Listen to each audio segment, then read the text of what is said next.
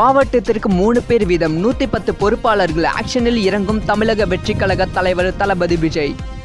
தமிழக திரையுலகில் இளைய தளபதியாக கொண்டாடப்படும் நடிகர் விஜய் சமீபத்தில் அரசியல் கட்சி ஒன்றை தொடங்கியிருக்கிறார்.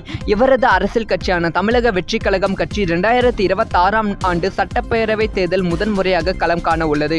இதற்காக தற்போது முதலே பல அதிரடி நடவடிக்கைகள் மேற்கொண்டு வருகிறது. அந்த வகையில் தமிழகத்தில் உள்ள 38 மாவட்டங்களை தங்களுடைய நிர்வாக வசதிக்காக 110ஆக பிரித்திருக்கிறார் தளபதி விஜய்.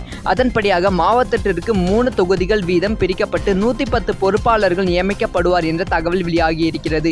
எந்தவித குற்றப்பின்னணியும் இல்லாத வகையில் பொறுப்பாளர்கள் தேர்வு செய்ய இருப்பதாக தகவல்கள் வெளியாகியிருக்கிறது.